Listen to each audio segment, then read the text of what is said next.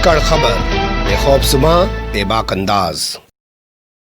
धाकड़ खबर के news room से मैं आपके साथ हूं अकरम रईस खान। किसान आंदोलन का आज 14वां दिन है। दिल्ली की सीमाओं पर किसान डटे हुए हैं, लेकिन सबसे ज्यादा माहौल जो गर्म है वो है हरियाणा की सियासत का। यहां पर जेजेपी के जो मुखिया हैं दुष्यंत चौटाला, जो इस सरकार में भाजपा की सरकार है, डिप्टी सीएम के पद पर बैठे हैं, वो तो खामोश हैं, लेकिन उनके अब्बा अजय चौटाला पूरी तरह बोल रहे हैं। इनके छोटे भाई दिग्विजय चौटाला वो भी बोल रहे हैं। और अब तो 5 विधायकों ने बगावत का ऐलान एक तरीके से कर दिया है।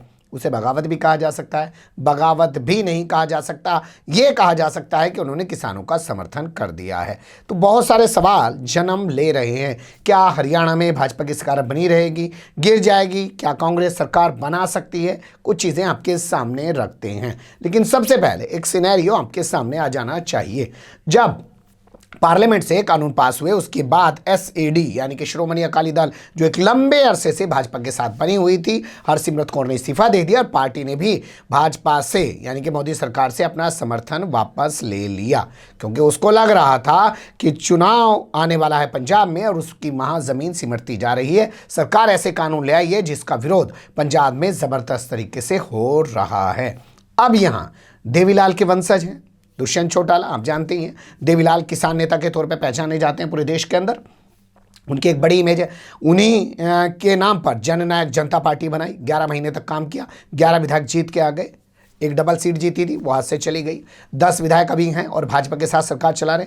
ये क्यों खामोश हैं? इसी से सारी चीज़ें पैदा होनी शुरू हो गई है कि क्या ये खामोशी किसानों के खिलाफ है? क्या ये खामोशी जो है भाजपा की मनोहर लाल खट्टर सरकार की चिंताएं बढ़ा रही है? तो कल का एक सीन आप थोड़ा सा देखिए। पूरे देश में भारत बंद चल रहा था। हाबड़ ताबड़ में घबराए घबराए मनोहर लाल खट्टर दिल्ली पहुंचे, कृषि मंत्री नरेंद्र तोमर से मुलाकात की और मुलाकात करके जो अंदर के सूत्रों के हवाले से खबर है वो बताया जा रहा है कि उन्होंने कहा, साहब इस मामले को जल्दी निपटा लो, नहीं तो हमारी तो सरकार ही गिर जाएगी।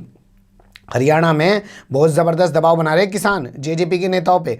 वो तो भला हो, कांग्रेस के पास 31 हैं। यहाँ ध्यान दीजिए, इस जगह पे सरकार बनाने के लिए 40 सीटें चाहिए। 45 का सदन है हरियाणा का, तो 40 सीटें हों तभी तो कोई सरकार बना सकता है, लेकिन कांग्रेस 31 पर पड़ी है। अगर उसके साथ जेजेपी के 10 आ भी जाएं तो फिर 2-4 निर्दलीय को लाना पड़ेगा, तब जाके सरकार बन सकती है। या यूं कहें बहुमत परीक्षण होगा तो बीजेपी के पास 39 हैं, तो उसके 39 और इनके हो जाएंगे 31 मिला के तब सरकार बन सकती है।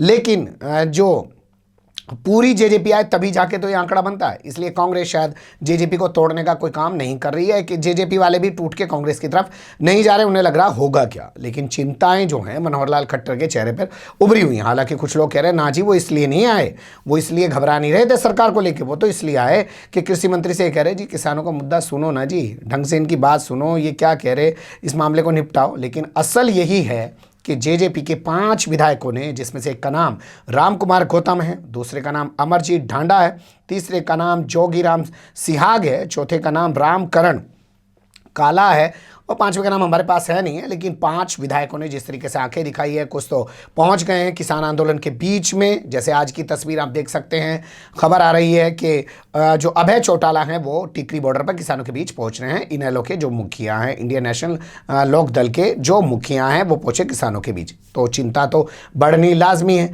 इनमें से एक विधायक ने तो ये कह दिया कि भैया विधानसभा बुलाओ और बाकायदा एक प्रस्ताव विधानसभा से पास करो और उसमें लिखो कि हमारी विधानसभा ने प्रस्ताव पास किया है, केंद्र सरकार जो है इन बिलों को वापस ले। ये सिफारिश राज्यपाल के जरिए केंद्र सरकार के पास भिजवाओ, ये तक ऐलान कर दिया है। इससे पहले मैंने आपको बताया था महम से जो निर्दलीय विधायक है कुंडू, वो इस्तीफा दे चुके हैं। चरखी दादरी से जो विधायक हैं सांगवान यानी कि सोमवीर सांगवान, वो अपना इस्तीफा दे चुके हैं। ये दोनों निर्दलीय विधायक हैं। उनके जाने के बाद अब 5 इन विधायकों ने एक तरीके से कहीं बगावत कर दी है या यूं कहें किसानों का समर्थन कर दिया। लेकिन चिंता की लकीरें मनोहर लाल खट्टर के माथे पर तो बढ़ा ही दी हैं। वजह बड़ी यही है कि कांग्रेस 31 तक है, 10 ये टूट के भी आ जाएं तो एकदम सब कुछ हो नहीं रहा है, इसलिए शायद अभी मामला बचा हुआ है। और एक सबसे दिलचस्प बात यह है कि पता है जेजेपी को यानी कि दुष्यंत चौटाला को कि वहाँ तो कांग्रेस के बड़े जाट नेता बैठे हैं, उनके साथ जाएंगे तो हमारी जाट वाली जो राजनीति है वो चल नहीं पाएगी। यहाँ मनोहर लाल खट्टर पंजाबी हैं और उनके साथ हम अपनी जाट राजनीति चला सकते हैं, अपनी पार्टी को बढ़ा सकते हैं। और क्या वजह है हरियाणा में टेंशन की जो राजनीतिक पारा चढ़ रहा है, आइए उस पर नजर डालते हैं। वो सबसे खास अहम चीज है। तो जैसा मैंने आपको बताया, 11 महीने की मेहनत के बाद ये पार्टी जब विधानसभा चुनाव में उतरी तो 11 सीटें जीतकर आई और इसने तहलका मचा दिया और आज ये सत्ता में बैठी है। क्योंकि बीजेपी जो है सत्ता के करीब तक नहीं पहुंच पाई थी, उसके आंकड़े उतने नहीं थे, तो उन्होंने डिप्टी सीएम बना दिया दुष्यंत चौटाला को। लेकिन बड़ा सवाल यही कि देवीलाल के वंशज होने का दावा करने वाली ये किसान की पार्टी जो है जेजेपी अभी तक किसानों के मुद्दे पर खामोश क्यों है और अब अंदर ही अंदर क्यों उबल रही है, तो उसकी बड़ी वजह जान लीजिए। लोकल बॉडी इलेक्शन यानी कि स्थानीय चुनाव होने हैं हरियाणा के अंदर।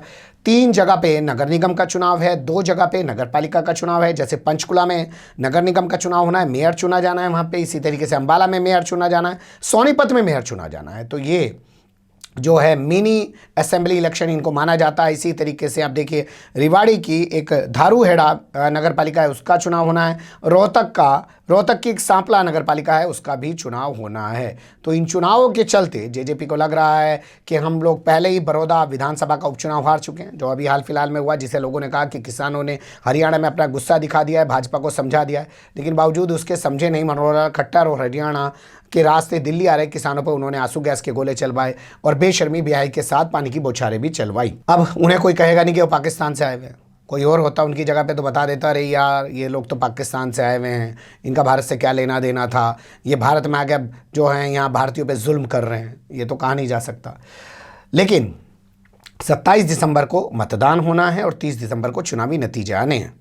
लेकिन का मामला मतलब ये था कि जेजेपी जो है, जो विधानसभा चुनाव में इतना अच्छा कर पाई थी, बीजेपी का साथ होने के बाद भी जो बड़ौदा के विधानसभा उपचुनाव में कुछ नहीं कर पाई, तो वो अब चाहती यही है कि जो ये पंचायत चुनाव होने जा रहे हैं, जिसमें से 3 जगह पे मेयर चुना जाना है, 2 जगह पे नगर पालिका का चुनाव होना है, वो चाहती है इन चुनावों में किसानों के गुस्से का उसे सामना ना करना पड़े।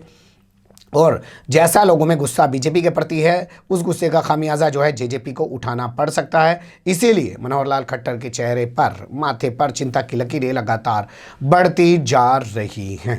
लेकिन करेंगे क्या? इधर तो जा नहीं सकते क्योंकि वहाँ तो बड़े जाट नेता पहले बैठे हैं कांग्रेस में, और इधर जो है पंजाबी बैठा है, यहाँ जो है उसके साथ रह के अपनी जाट राजनीति को चमका सकते हैं। लेकिन किसान आंदोलन ने ना इधर का छोड़ा ना इधर का छोड़ा। सबसे ज़्यादा सवाल जो है वो जेजेपी की शाख पे है, बीजेपी की शाख पे भी इतना सवाल नहीं है। देखते हैं जेजेपी ये प्रेशर कहाँ तक बर्दाश्त कर पाती है और सरकार जो है वो किस तरीके से जेजेपी को अपने साथ रख पाती है, और केंद्र में बैठी हुई मोदी सरकार किस तरीके से किसानों को मना पाती है। मध्य प्रदेश की सरकार बच पाती है या नहीं बच पाती। और यहाँ ये भी ध्यान देने योग्य बात है कि कल राजस्थान चुनाव के जो नतीजे हैं उसमें भाजपा ज़्यादा सीटें जीत कर लाई है। हैदराबाद में 4 से 48 पर पहुँच गए और यहाँ भी वो बढ़े हैं।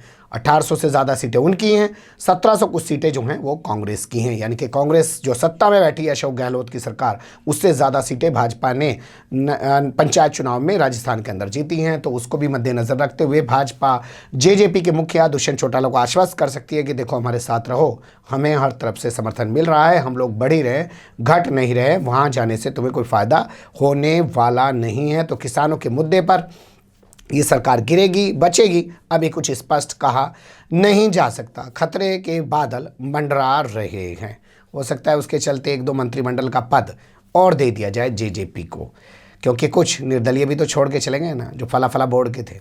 बने रहिएगा धाकड़ खबर के साथ। फिलहाल कमेंट्स के रूप में आप लोग अपनी राय दे सकते हैं, खबर को लाइक कर सकते हैं, चैनल को सब्सक्राइब कर सकते हैं और ज़्यादा से ज़्यादा हमारी खबरों को शेयर कर सकते हैं। फिर ऐसे ही किसी सुलगते हुए उलझते मुद्दे लेकर मैं आपके सामने हूँगा हाजिर। फिलहाल अभी मुझे दें इजाज़त।